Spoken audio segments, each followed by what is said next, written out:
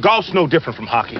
Requires talent, self-discipline. Golf requires goofy pants and a fat ass. You should talk to my neighbor, the accountant, probably a great golfer, huge ass. How do you measure yourself with other golfers? By height. Is a very, very special honor. I'm Paula Creamer, and you're listening. Well, we're waiting. Hi, this is Martin Cove, a.k.a. John Kreese from Cobra Kai, and you're listening to Quiet Please. Let the word go out from here across the land. Let Daddy Noonan approve. Hi, boys. Nice day for golf, ain't it? Quiet, please. Oh, you got secrets, eh? Hey, this is Shooter McGavin. You're listening to the... Hey, you guys. Hey, we're trying to have a podcast over here. And welcome once again, everyone, to Quiet Please, the Golf Podcast. I'm Alan DePew, and for the next 45 minutes to an hour, we're going to talk about the latest topics impacting the game of golf, and we've got a few storylines that we're following. As always, I am joined by our panel of golf aficionados, the golfing savant himself from Houston, Mr. Andy Hydorn. Hello, Andy. Hello, gents. Hello, gents. Golf professional. We used to call him Boston Bob. Now we call him Bourbon Bob. Bob Baldessari. Good evening. I have a question, though. Golfers, if you dress well, you play well, you look good, that whole thing. Do you like me in the red Patriots or the blue Patriots? I'll take the blue. You do the red. All right. Just tone it down a little bit there, Bobby. We'll get to that. It just fell out of right there. It's we'll get to that in a minute. Just relax. You're okay. Okay, the prettiest podcaster in golf returns from the West Coast right now. He's traveling again. Yeah. Hello, Christian. Tuning in from sunny and beautiful Pasadena, California. And I prefer an Eagle over a Patriot any day of the week. So that's what I got to say. Those of us in the Philadelphia market would concur. Andy Hydorn, why don't you make the guest introduction? Our guest co-host this week is?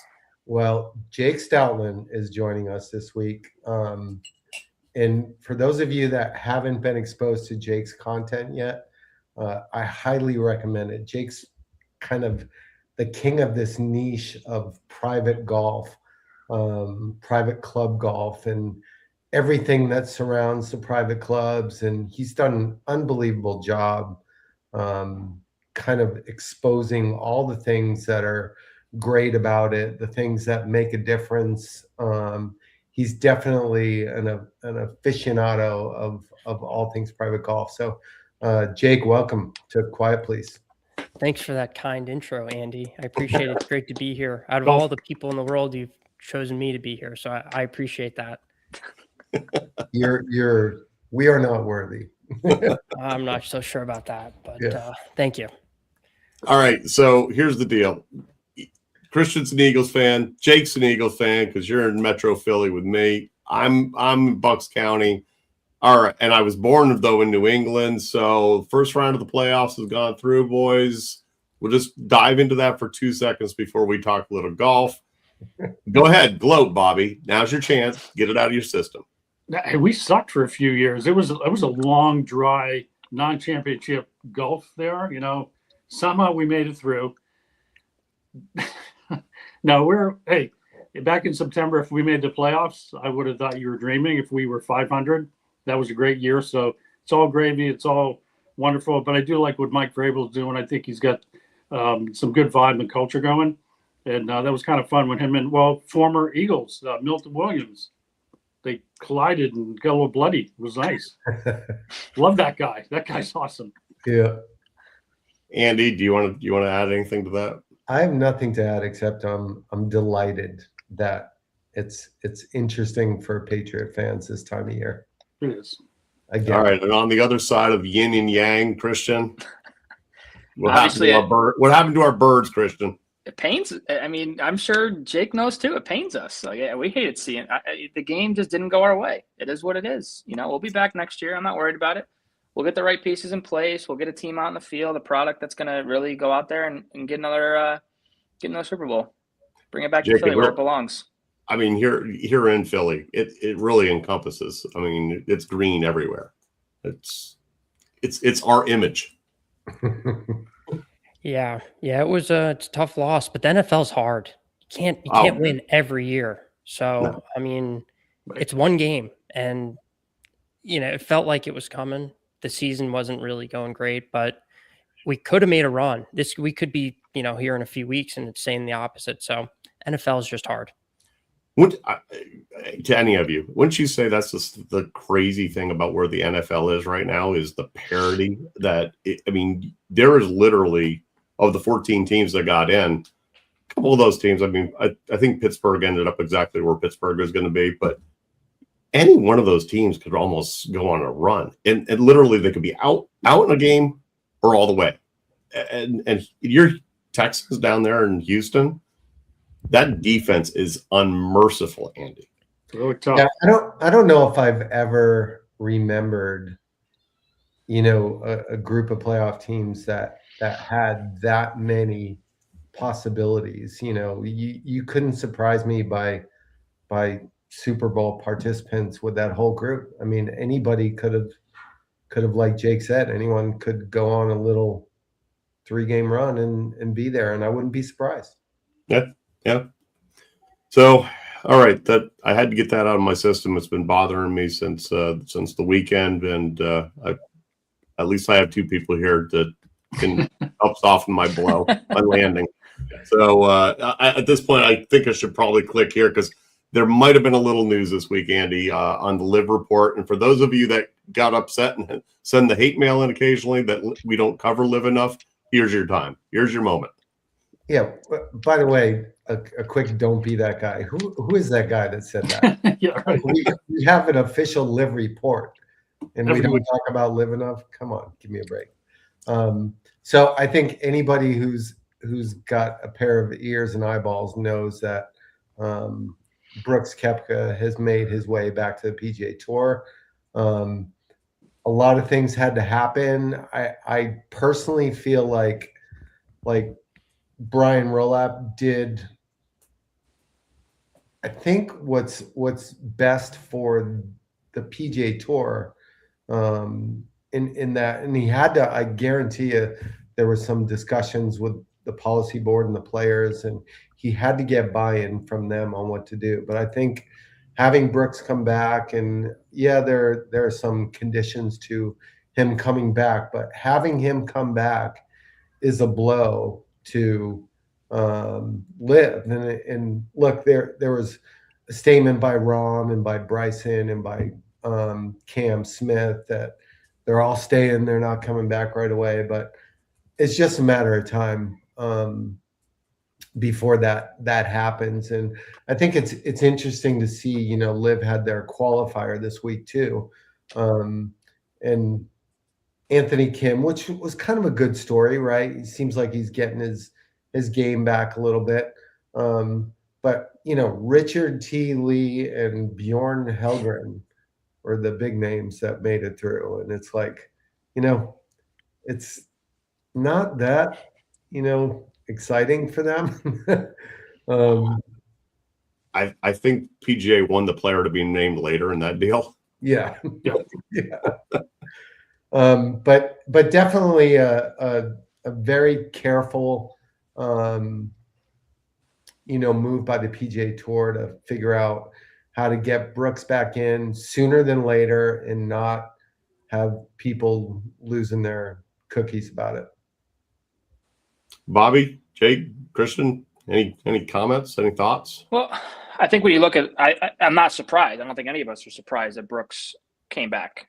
I think out of all the LIV golfers, out of the top names, I think he was the only one that would have came back first, in my opinion. You watched the documentary a few years ago, you could see it in his voice, or hear it in his voice, see it in his face, that he wanted to be back on tour, right? I like what the PGA did regarding getting him back, but I think also the PGA had to do that because the PGA Tour would be idiots if they didn't take Brooks back. Brooks is a likable guy. People like watching him play. People like his mentality, especially in majors. And you don't believe that tournament and the Waste Management is going to be epic next month? It's going to be out of control, more so than it was, because I think Andy's right too. It's a matter of time before your Brysons, your John Rahms. I don't even know if John Rahm will ever come back, but I think Bryson will come back when his contract's up. Personally, I mean, Bryson's the most likable guy in golf right now, arguably, right? I think that would be a huge opportunity for the PGA to get him back, and seeing him do what he's doing on a week-to-week basis, but on the tour level, it would be unbelievable to watch that. So it's all going to unfold over the next few years, and I'm curious to see what happens. But overall, very happy Brooks back on tour, and I would not even be shocked in the slightest if he wins multiple times this year, because now that he's got that mojo back, I think him going to LIV was I don't want to say it was like a gut punch to him, but it was almost just like the competition stunk. He's playing against Andy Ogletree. Okay. Like he's up on Ogletree. All right. But my point though is that he can now go play against Scotty, against Rory week to week, month after month, and go play against the best golfers in the world, because that's where they are on the PGA Tour. Jake, thoughts? I mean, yeah, I just reacting to Christian. I think there is good competition on LIV. I know that it's a smaller cohort of great competition, but let's not. I mean, they do have some really good players. Bryson's playing every week. Rahm's playing every week. Joaquin Niemann's playing every week. And then there's a bunch of other guys that are sneaky good. So I don't know. And also on Koepka, I like Koepka a lot. I would love to see him play really well. Maybe, I don't know. I'm not so sure he's going to come out blazing. I don't think, I could be totally wrong here, but I don't remember him being great in the majors last year. No. Yeah, he wasn't. Yeah, and that's what he gets up for. I mean, we can't argue. Like, if there's 4 tournaments any year he's going to play in and try his tail off, it's the majors, and he just, I don't know, wasn't good. So I hope I'm wrong, but I wouldn't be surprised if he comes out and was like, I don't know, misses half the cuts. I don't know. Yeah, easily. But you would also look at some of those marquee events like the Waste Management, for example, where he's won there in the past. He's comfortable with the golf course. A lot of these other courses that he's played or other events, and that he feels comfortable on those golf courses. I could see him easily going the other way, like you're mentioning. But I think it's just there's something I feel like that was in him that just is going to come out in a good way now that he's back. The reasoning for the separation was just. It's just almost funny. It's I want to be closer to family, and then it was the same thing for. Right. I know. There's the reason say what it is. Left. Right. Let's just be honest. Yeah. I mean, exactly. I don't want to be there anymore, and that's what it is. This excuse that we're just going to use every time. Yeah. Well, do you think this is going to transition then into like a Joaquin Niemann potentially coming back, or like guys who haven't won a major that are on LIV currently? I'll leave that open to you guys. What's going to happen with that? I would love to see Niemann come back. Like he was. Well, I found the irony in the irony in that they from 2022 on. Right. Yeah. So sorry, Phil. Yeah, that was interesting. Yeah. But again, that was interesting. Like on the Niemann thing, like he was the one guy. I said it at the time. He was the person I was most disappointed left the PGA Tour. And I know he did it because his Chilean friend Mito, and they wanted to spend more time. I get that. Now that Mito's quit golf, but I would love to see him come back, because I think there's so much for him to do in this game, competitive wise, that it would be it'd be great to have him back. It's interesting the Brooks announcement in football season, because Brooks is like a football player out there. He like brings that football mentality, which I love. Yeah. To Jake's point, he gets up for the majors, which is great. He's got this, I don't know, okay average of playing. He's a great player, but he brings it with the majors. And I've been wondering if John Rahm was on the fence. I could see Bryson making the jump if he can control all he's doing on the media and all the branding and everything. I think that's a big deal to him. But it'll be interesting if Niemann decides to come back, if the bar has been set, even though Rolap and everybody said, we just basically, if you parse the words, we sort of created this thing. It seemed to make sense for these guys we want back.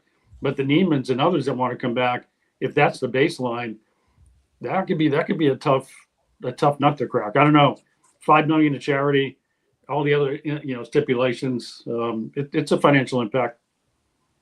New rule. Sure. If Niemann wants to come back, there's a new rule, and he's coming back. Yeah.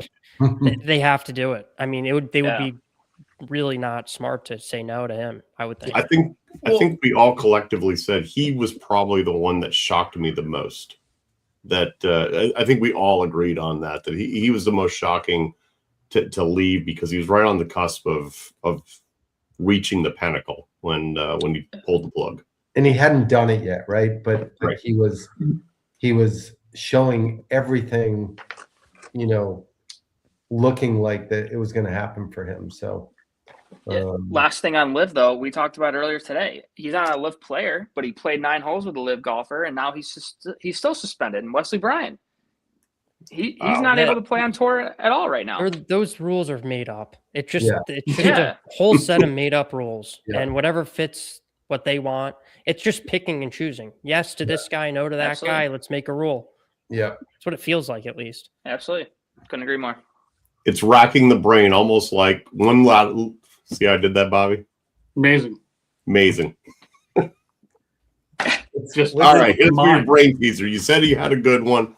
Hit it with that, and then we're going to jump topics. Yeah, well, so what we like to do, Jake, is talk about a little bit of the history of the game, and there's definitely some fun pure trivia.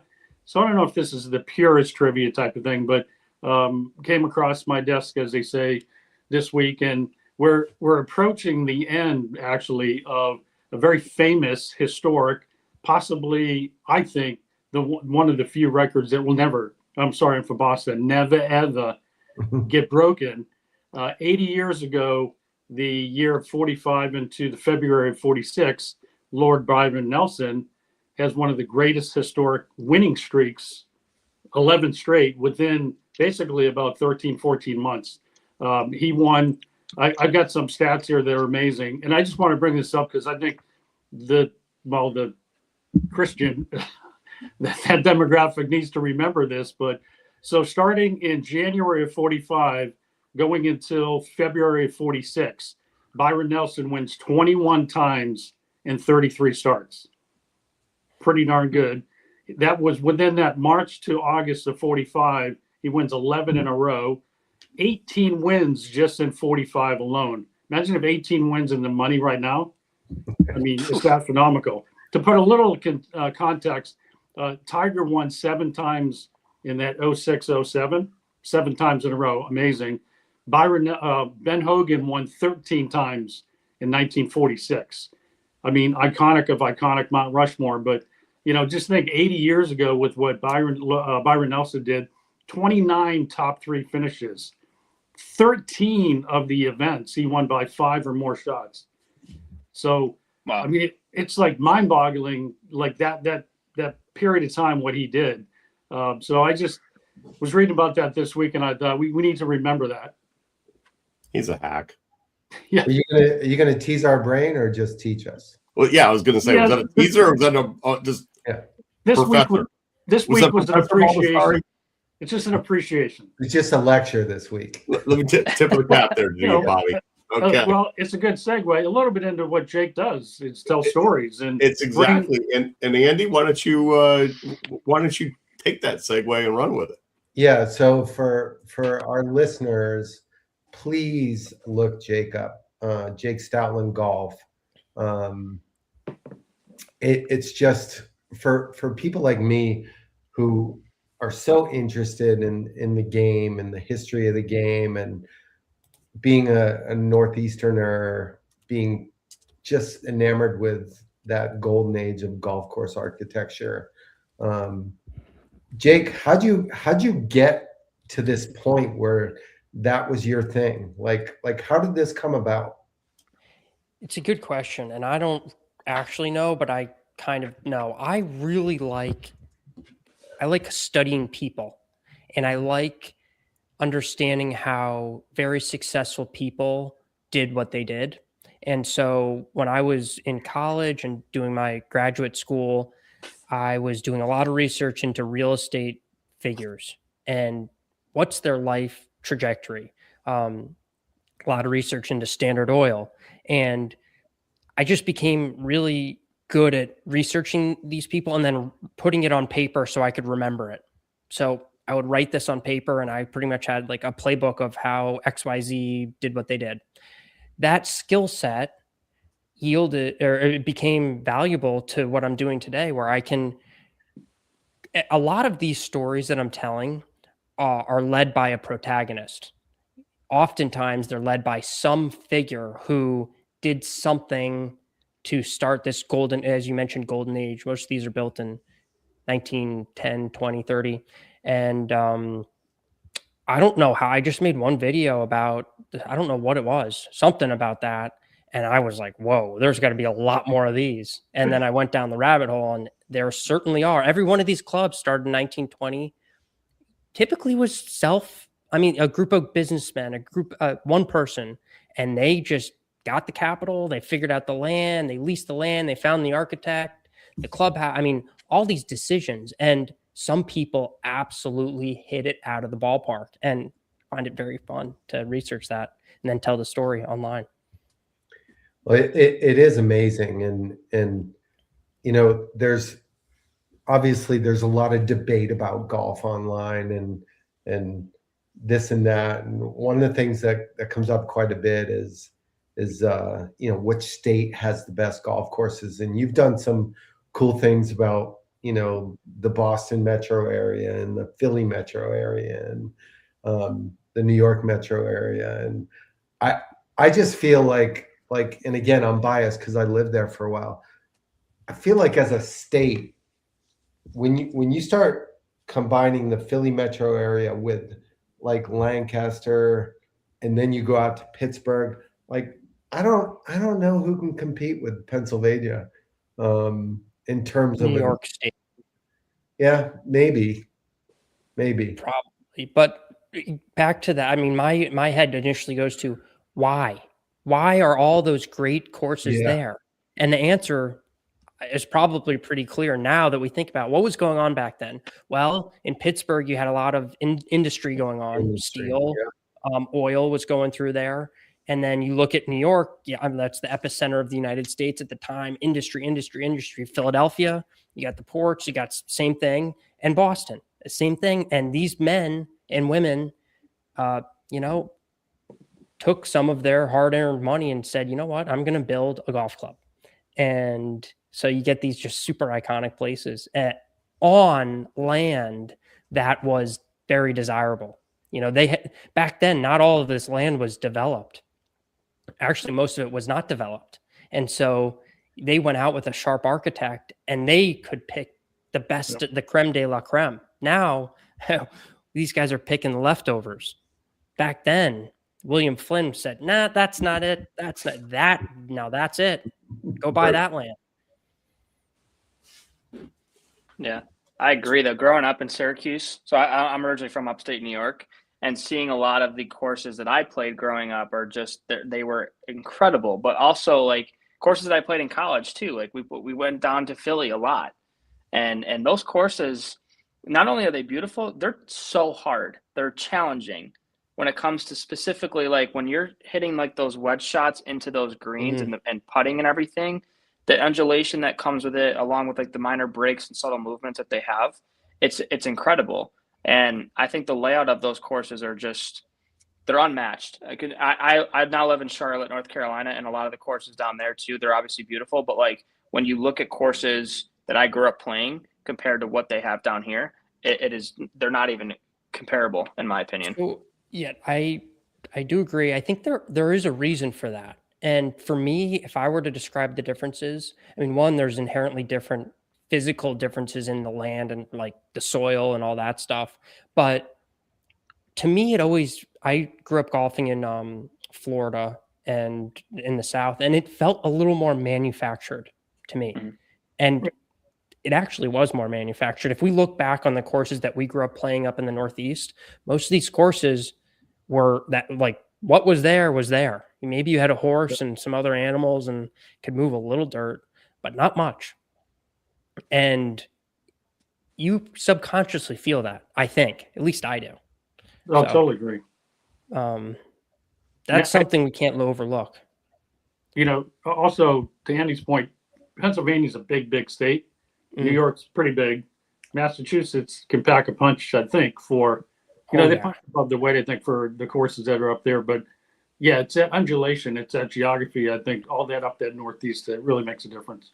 It might be glacial, but also I don't know if the architects were inherently just, I don't know, they were great, or if they were just working with such superior ingredients. I'm not sure which one it is. I really do think that we just hit a golden age, and these men who were building and women who were building these courses were just unbelievably skilled, because there were a handful of them that were just great. I mean, Flynn has some up in the Boston area, Catanset, the Country Club. Great. He's exquisite at routing. I mean, I played Catanset in the fall, and that place is just so good. So good.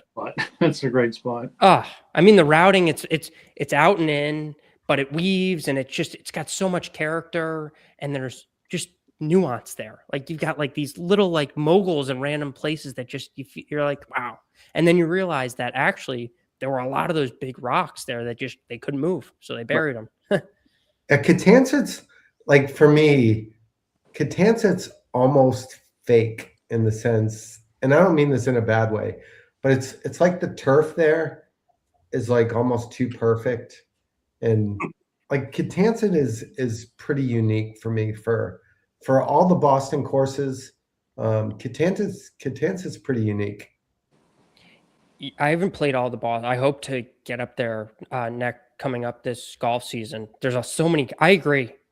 Bob, the Massachusetts area, we're talking to a bunch of people from the Northeast, so you guys obviously know, but it is so good. If I go down south or someplace that I say, Massachusetts has, arguably it's a top 3 state in the country for golf, people would be like, get out of here. Oh, yes. Yeah. Oh, yes. It is chock full. And then you got like a place like Worcester Country Club. Right. Yeah, Worcester's great. You got all the history, and then you got there's just so many gems like that. You've got Williams College course. Yeah. What's it called? Taconic. Taconic, right? Yeah. So great state for golf. Jake, your stories are obviously resonating. As you know, we're all in golf in some different capacities, and I was literally on the phone. I told him I was going to give him a shout out here. I know you've been communicating with Jeff Dugas on LinkedIn, very involved in golf, and he was trying to hook you up with a couple other New England golf courses. So there, Jeff, I did your shout out for you today.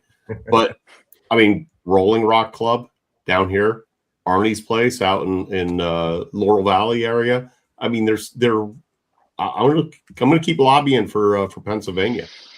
I'm waving the flag. I agree, but I'm a northeastern guy, so anything up here, I feel aligned with the courses up here. But I fully agree. You got to like you just met. I mean, you got Sunnyhana, which is a great historic amateur, great long-standing amateur tournament, and then you've got Country Club of York with some USGA stuff. Yep. They've got coming through there. We've already mentioned Lancaster, which is a best course in many states. I'd say maybe half the states in the U.S. Lancaster might be the best course in the state, and the oldest golf course in continuous use in the U.S. in Pennsylvania. Just saying that, Bobby. Just throwing that out for your history. I think Hershey West is great. Oh my God, Hershey West! That was one of the first courses I ever played in my life. Yeah. Way back in the day. Yeah, I don't remember it, but maybe I should go back there, do a video on that. I'm sure there's a great history there. I mean, Hershey, talk about an industry that was booming back in the day. Yep. Right. I mean, there was a lot of money flowing through there. How did they? I mean, I know how they built the course. They had a lot of money, but like, what's the story there? I'm interested. Oh, well, having lived in Hershey for 13 years, allow me to share a few tales then. Please. So he has a dinner across the street's the 9-holer. He asked everybody to lift up his plate, and underneath is a invitation to come to play golf at his new 9-hole golf course being built, which he ultimately donated to the school. And then he builds the West course, and as he's getting older in life, Hershey lives upstairs. They use the whole downstairs for the club. And I know Andy's played up to it, but that par 3 is a great hole with the backdrop of Hershey's mansion right behind it. Yeah. The East course kind of sucks, but look at Jake's writing this down. He's going back out for Hershey. He's on it. It's also, Jake, it's also the site of where I started out. I think I was 5 under after 4 and shot 79. Great story. Great. Ben Hogan worked at Hershey Country. Right. Yeah. Yep. That is so that story is there's a gap between number 7 and 10, and it's almost a tunnel, and was his private shag area. Yeah. I mean, like this is awesome. Like I don't know where you'll find this information. I think another thing that I'm intrigued about is golf hasn't done a fantastic job at documenting all of this stuff. A lot of it is in some of these club books, but that's not public knowledge. That's not on the internet. So the only that's people who what's know so this. interesting about what you do, honestly. Right. Like, yeah, we just talked about Ben Hogan and Hershey because I've been to Hershey, Alan's been to Hershey. Like, we know those little tidbits, but you give people those tidbits all the time. And I just think it's so awesome that somebody's out there doing what you're doing, and spreading the knowledge and spreading the stories and telling the stories about these things. That it's kind of like, if nobody's telling the stories, they didn't happen anymore, So Well, thank you for the kind words. I do feel an odd sense of like, I should be doing this. And I feel that it is slipping a little bit. I feel that our game has grown well, and that's an awesome thing. I'm very young, but I've been playing it for more than half my life, and it's a very, very important game to me. It's been a game that I've gone to in tougher times of life that's brought me solace, and it's very important to me. And I do feel a desire to like spread the goodness of all the history, because that is important. We should not forget our history in any sense of any type of the world. Yeah. And I don't know. I know a lot of my friends who play golf have no earthly idea about any of this stuff. Donald Ross, who? Yeah. Well, this is a notable person, and you should know why. Yeah. Because I don't know. I should probably get better at communicating that, but I think it's important to know that. Yeah. So I live in Houston, and I'm a member of Champions, and Champions is a great golf club. It's awesome. But I got to be honest with you. This is a big state, right?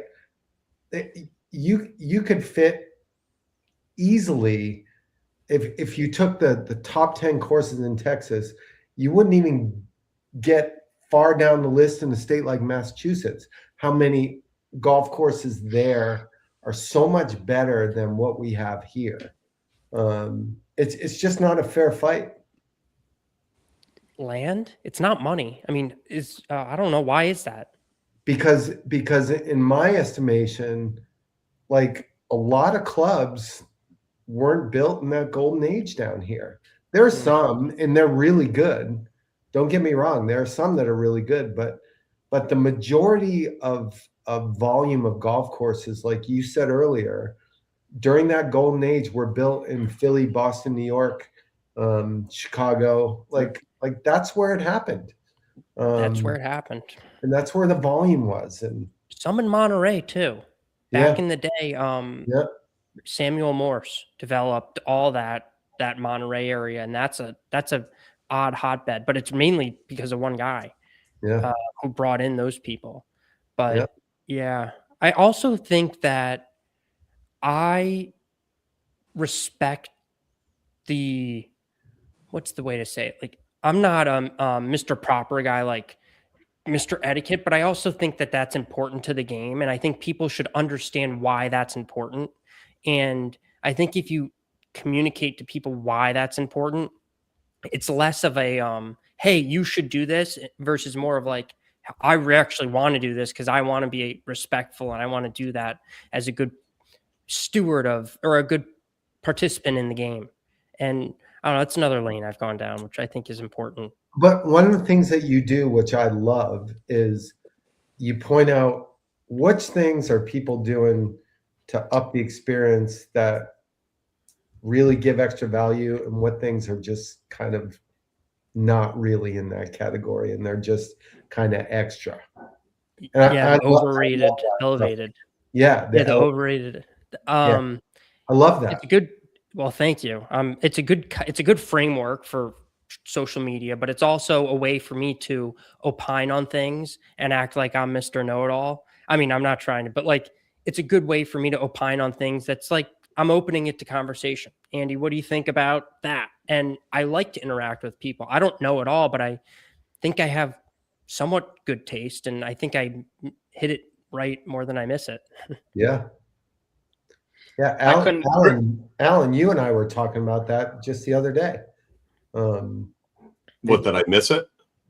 No, no, just the elevated things, the T's and T markers and logos and like comfort stations, maybe not so much, right? Like, oh, you know what? I actually saw it on. And I'll even give credit. Mike Porro does the Drop podcast. I'll throw his name out there also. He had a great one out there where he was ranking. And that, Jake, I'd love to hear your takeaway. Just like I got a question for Christian also, but ranking of what if you were making a composite of golf course from all these places that you've played, what's got the best 3 par 3s? We'll assume a par 70 to 36 for 9 holes, but what would be your composite golf course? What's your best par 3 you've played in your opinion? Best par 4, best par 5, and then Christian, after Jake chimes in on that, what ones in the upstate come to mind? Because there's some, obviously Long Island's got a lot of great tracks, but Oak Hill, but there's more than just Oak Hill in upstate New York. Mm-hmm. On the first part, that is a very tough question. I'm going to take the easy route out. So you want to say like best par 3s go to this course, best par 4s go to this course? No, just what's your most favorite, most enjoyable par 3 that you think you've played in your travels thus far, and we'll have you back then in the future, and you can see if any of them have been displaced. Okay. Off the top of my head, I enjoy 14 at Pine Valley, downhill par 3, right before the par 5. I think it's 14, 15, 16. Yeah, it's 14. It's just so quaint back there. You're really back, and you're in a very peaceful setting. I think you're as far away from the clubhouse as you'll ever be in the whole day, surrounded by the trees. You're hitting down towards a green that's got water in front, water in back. It's a tough shot. I don't know. That's what comes to mind. But that you could pick any par 3 out there and be right. I was going to say number 10. Yeah, 10. That scares me. I feel like I might miss long there. I'm not going to miss short in that bunker, and missing long there with the back pin's not a good thing to do. But you can't go wrong out there. Christian, upstate New York, Niagara Falls Country Club. Yeah, there's a lot of hidden gems, in my opinion, in upstate that many people are not going to know the names of. Like, my favorite golf course growing up was Seven Oaks in Colgate. That was a great golf course, very tough, very challenging off of the tee. But then when you go closer to where I grew up, like, it was a newer golf course, Jack Nicklaus designed, Timber Banks, has a lot of undulations in their greens. It's a very tough, demanding golf course. It's like 7,500 yards from the blacks. It's very hard, right? They could even host a mini event there if they wanted to, I think. But, the bigger names, yeah, you look at Turning Stone, you look at Atunio, you look at Kaluuya. Those courses are so challenging and tough. But then Oak Hill comes to mind, Niagara Falls Country Club, CCB out in Buffalo. You have so many great hidden gems in Rochester that hosted LPGA events, and PGA Tour events. So the list could go on endlessly. But the common theme that I think upstate has is that they're all demanding off of the tee, in my opinion, right? I think you really have to think about you can't just get up there and just whack driver every single hole. I think it's a shot shaping golf course. There's a lot of courses that I've played growing up that were you got to hit a 3-iron off the tee or a driving iron or 3-wood or whatever the case is, instead of just whacking driver nonstop. So, and I'm not one to talk in this category with short game, but usually your short game was very good in upstate New York. Because of that, I suck at it. Hence why I changed my putter 40 times in my career. But I think at that point, you were people who tried to make it to that next level. And I knew a few of my friends that did that. They all had that common theme that they could get up and down from 100 yards, 50, 80 in a bunker, wherever they were. And that was what separated everybody, growing up. Andy, you're a top-notch player who just got a great invitation. We'll share that. And do you agree with that? I mean, Jake, do you agree with playing all these classics that is the demand off the tee?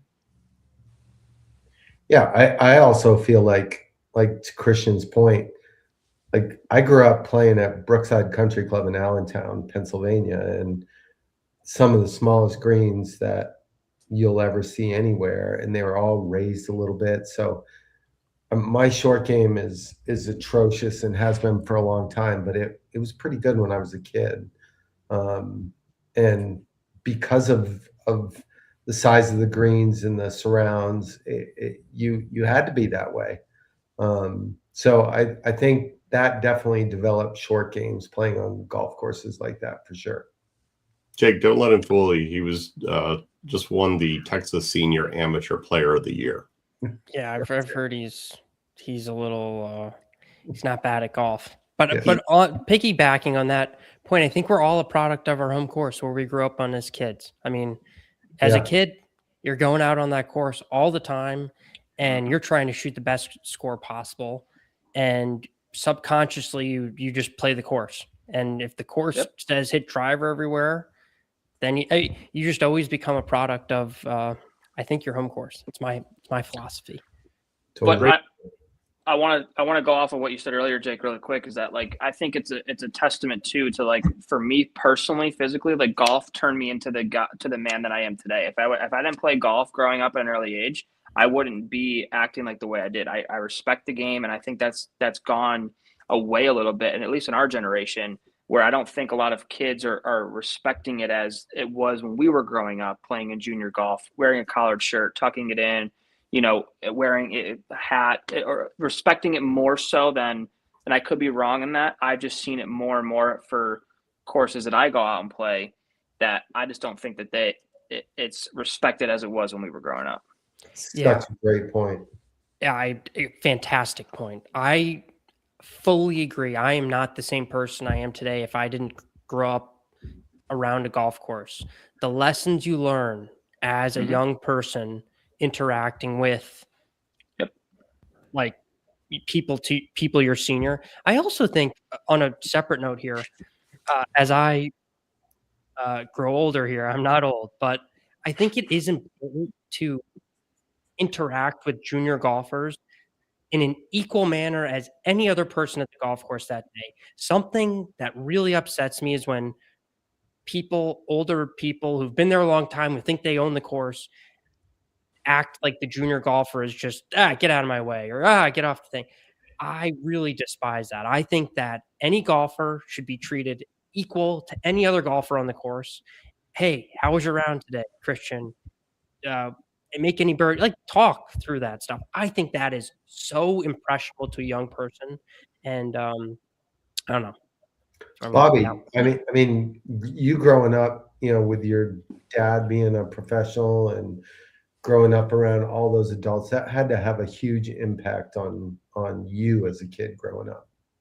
Oh yeah, I've said it for years. And Jake, that's a great point. That when I was 14, I go to work for my dad in the bag room, and from 14 to 20 something, I'm around adults, successful adults of every career, and I would always think, my friends, I'm buddies with on the street playing street hockey, they're rarely around adults, and here I am in this setting at a country club private.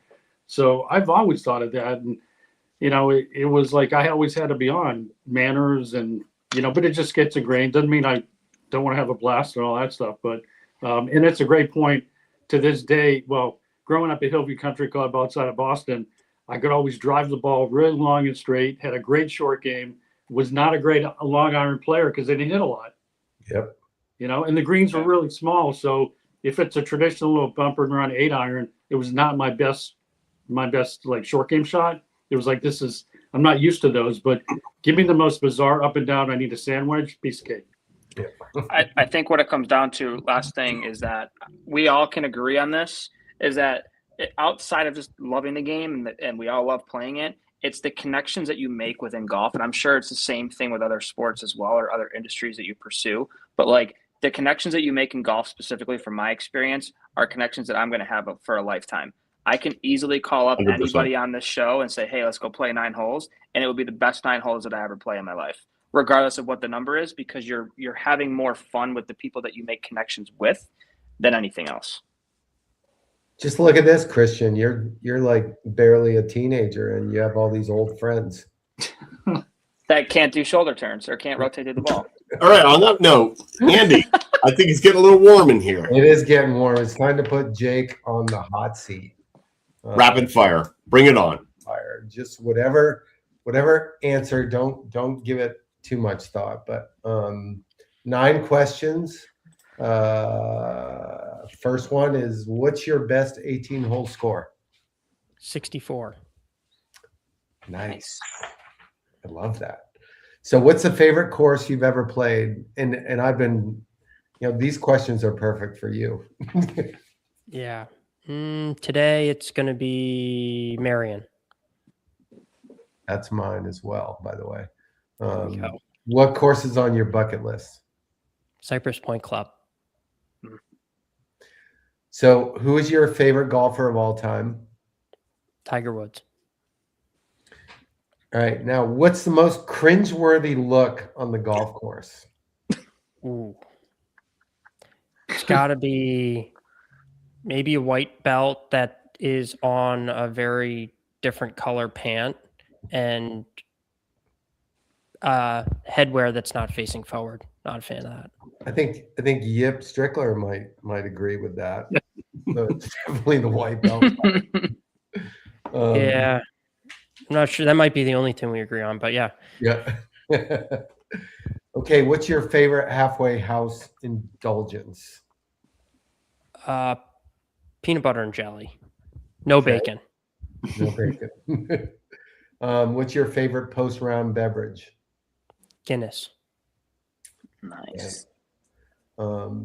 So what's your favorite golf swing of all time? Who possesses your favorite golf swing of all time? Adam Scott. Oh, great answer. Solid. Quick. All right. This is you can take 2 seconds to answer this one, but describe the best shot you've ever hit, time, place, and circumstance. Probably, it definitely wasn't, but the one that just in my mind that I just was like, wow, I can't believe this. I executed this. I was probably 14. I'd never broken 40 on 9 holes. I was at Lagomar Country Club in Plantation, Florida. It was the 12th hole. And I don't know. I somehow got it up on the green. I needed to save par. And I had a 30-foot putt. And I'm standing behind it. And I had read Bob Rotella's like Putt Out of Your Mind book. And I'm sitting there and I'm squinting at the line. And I'm like, burn the line into the green and see the line. So I'm back there crouching behind the ball and step up, see the line, and just drip it right in. I'm like, whoa, that worked. Like, that's amazing. And I went on, and first time I ever broke 40. So it's so funny. We've had, Bradley Hughes was on a couple of weeks ago. We've had Laura Davies on. We've had, Pat Bradley on. I mean, we've had some really, really interesting guests. And that question, people take 2 seconds, but they can absolutely Immediately. Just remember every little bit about what that shot was. It's so cool that you fit right into that bucket too. So what do you cherish most about the game of golf? Here's an interesting one. I cherish my ability to go out on the golf course and leave everything in life that's bothering me behind for however long I'm out on the golf course. I truly feel like I'm in some sort of bubble, let's call it. Leave the phone in the car, just my bag, me, and the course. And that's my time of complete solace. I really cherish that. Amen to that. Love that. Awesome answer. Okay, extra credit. How many aces do you have to your name? Just one. 13, Fort Lauderdale Country Club in a tournament. It's like, it was not far into my golfing career. 3-wood from 184 yards. Bounced it up on the front and rolled in. Wow. Love that. Nice. Nice. Okay, you're off the hot seat, but tell us a little bit real quickly about, like, I know you're a good player. What's your kind of playing background? Just grew up 13. My dad dropped me off my mom would bring me to the golf course, Weston Hills in Weston, Florida, in Broward County, and bang balls all day. And honestly, it started as a place that gave me solace because I had moved a lot as a kid with my dad's job and didn't really have I did have some teaching, but not a ton. I did have a coach who was a great player here in Philadelphia, and he taught me the game. And I think I feel very lucky to have somebody who took me under their wing, not family, just somebody who I met in life, who took me under their wing and taught me the game of golf, but not just golfing, everything around the game, what to do here, what to do there. And that's something that I think I'm very lucky to have had. Tell us who it is. His name is Joe Marineri. He's a great person, and I definitely wouldn't be the same person I am today without him in my life. It's a great tribute. Love it. Alan, speechless. Boom. There we go. Andy. No, actually, you know what? Christian. Final thoughts. 18th green. So I'm just going to go back off of what Jake just said regarding the person that influenced me the most in golf as well. I don't know if he is listening to this or not, but he's also my swing coach, now residing in Scottsdale, Arizona. Scott Russell is the guy that made me the player that I am today, made me the person that I am today. Would not be here without him.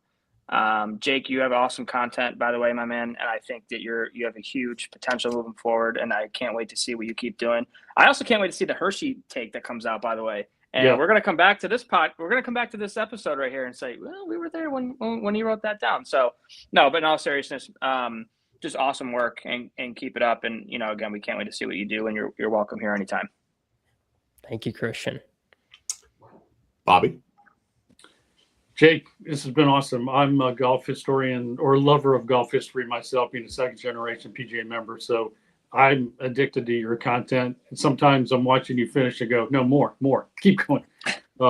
It's really, really great. And to Andy's point, it's refreshing to have what you're doing out there. And if you don't mind, I'll send you a couple ideas because I love to just see you get going. A couple of quick little thoughts though.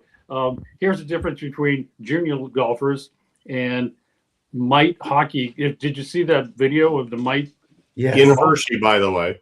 Yeah, I'm watching that going. I thought it was AI. Like, how could they let that happen? That's what I thought too. And I don't know if it's real or not, but I mean, I immediately went to well, you wouldn't see that at a youth golf event. So that was just sort of disturbing, but a little bit of a chuckle. But I do want to start to put some plugs in for the 12th annual Drive, Chip, and Putt Championship. I used to be very involved in that, to help that get going, and oversaw that for many years. So registration opens January 27th. So as I told people around the country, Drive, Chip, and Putt is for every kid of every ability everywhere. It's about growing the game, which is the phrase, but it's about getting the kids out, having some fun, hitting 9 shots. Go to Drive, Chip, and Putt, A-N-D, drivechipandputt.com. Register your kids. I'll be talking about this in the next couple of months. This is a great family environment to go out and have some fun. 1000%. Andy? So, Jake, thanks for coming on. In a world of all this golf content out there, there's so much bad stuff. And there's so many knuckleheads that are out there literally actually getting people to watch their stuff and try to make a social media name for themselves. But stumbling upon what you do is why I keep looking, and I get a lot of pleasure out of what you do, and I just can't wait. Every time I see you come across my feed, I can't wait to see what you have to say, and keep up the great work. And we'd love to have you on the show again sometime. Thank you, Andy. Jake, final thought? Well, thank you all for having me. I feel honored, and to hear the words that each of you have said, it makes me feel very good. I'm still new to this, and I'm still, there's always doubts in your life, and hearing these words make me feel very good and even more inspired. So truly, thank you for the words and having me on. I don't know if I think you've seen the Facebook stuff, but I am also doing more of the playing stuff on YouTube, and I kind of do a little more talking on stuff that it gives me a longer platform to talk about all things golf. And my priority is just to spread happiness. Let's make the game good. I'm nothing about exclusion, but I do think it's important to teach people the nuances of the game, because there's so many things that are unspoken in this game that you never would learn unless you break them or do them wrong and are then told. So that's what I'm here for. And thank you guys again for having me. And Jake, where do they find you on YouTube? Is your channel? Jake Stoutland on YouTube. Jake Stoutland on YouTube. Stout.land on Instagram. I got a lot more stuff there. So Bob, if you actually wanted to go down a rabbit hole and get a lot more, the Facebook stuff's brand new. The Instagram stuff I've been doing. So there's more there. I'm on it. Winner. Hey, Jake, I'm just going to say the same thing.